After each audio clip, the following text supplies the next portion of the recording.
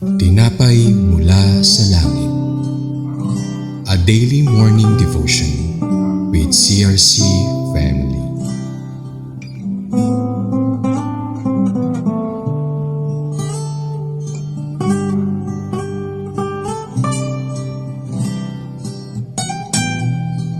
Sa mapagpalang umaga kapatid, ako si Siani Quizon from CRC Chess. Samahan niyo po kami sa ating programang Tinapay Mula sa Langit, ang pang-araw-araw nating devotion sa salita ng Diyos. Ngunit bago po tayo magpatuloy, tayo dumako sa maikling panalangin. Panginoong Diyos, maraming salamat po sa araw na ito at maraming salamat sa iyong katapatan at kabutihan sa aming buhay. Salamat po sa iyong mga salita na nagbibigay sa amin ng pag-asa, lakas at paalala na ikaw ang aming tunay na sandigan sa lahat ng panahon. Panginoon, tulad ni Samson, kinikilala namin na kami ay may kahinaan at hindi sapat sa aming sariling lakas. Turuan mo po kami higit na umasa sa iyo lalo na sa mga oras ng pagod, panghihina at mga pagsubok sa buhay. Maraming salamat dahil ikaw ang Diyos na hindi lamang nagbibigay ng tagumpay, kundi siya rin nagbibigay ng lakas upang kami ay magpatuloy. Sa aming gawain, samahan mo po kami ng iyong presensya. Buksan mo ang aming puso at isipan upang maunawaan namin ang iyong mga aral at may sa buhay namin ito araw-araw. Nga naway mapuno kami ng pananampalataya, papakumbaba, pagtitiwala sa iyong walang hanggang pag-aaruga.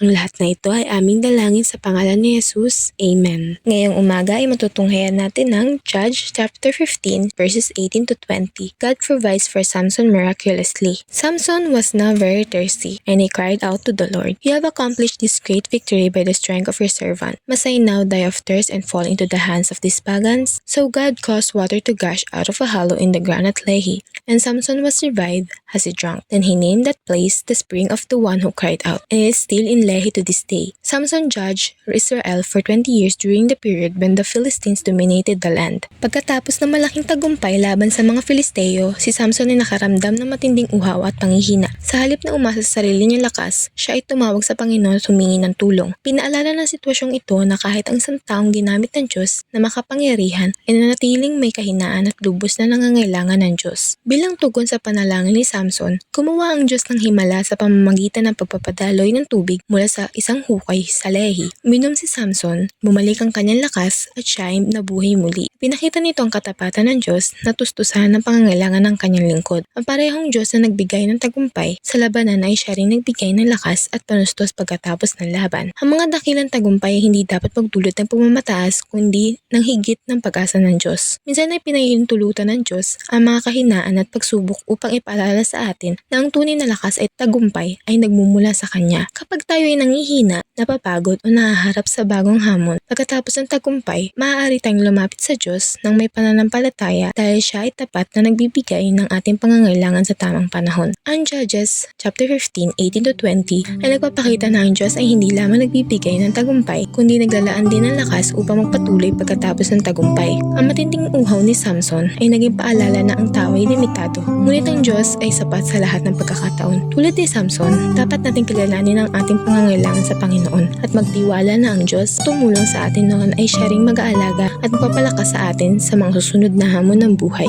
Panginoong Diyos, maraming salamat po sa iyong kabutihan at katapatan sa buong oras na ito. Salamat po sa iyong salita na naging gabay, lakas at paalala sa amin na ikaw ang aming sandigan sa lahat ng panahon. Tunay ngang tulad ni Samson, kami man ay nagiging mahina at napapagod, ngunit ikaw ang Diyos na nagbibigay ng panibagong lakas at pag-asa. Panginoon, tulungan mo po kami maisabuhay ang aming mga natutunan ngayon. Naway manatili kami mapagkumbaba at patuloy na umasa sa iyo sa bawat tagumpay at hamon na aming haharapin. Patatagin mo po ang aming pananampalataya at gabayan mo kami araw-araw. Dinadalangin din namin ang aming bansa. Panginoon, pagpalain mo ang Pilipinas at ang bawat mamamayan nito. Bigyan mo po ng karunungan, katapatan at takot sa iyo ang aming mga pinuno upang sila ay mamuno ng may katarungan, malasakit sa bayan. Naway magkaroon ng kapayapaan, pagkakaisa, pag-asa ang aming bansa sa gitna ng mga pagsubok at suliranin. Pagpalain mo mo rin po ang bawat pamilya, manggagawa, kabataan at mga lingkod mo. Ingatan mo po kami at samahan mo kami sa aming pang-araw-araw na buhay. Ang lahat na ito ay aming taimtim na dalangin sa pangalan ni Jesus. Amen. Maraming salamat po sa inyong pakikibahagi sa ating programa. Lagi po natin pagnilayan ang salita ng Diyos mula sa ating puso dahil lubos ang magiging kaunawaan natin dito. Muli po ninyong kaming samahan bukas sa pagninilay ng kanyang mga salita dito sa programang Tinapay Mula sa Langit. Malaya po ninyong i-share ang video na ito upang kayo rin ay maging pagpapala sa iba. Pagpalain po tayong lahat ng ating Panginoon. Magandang umaga po.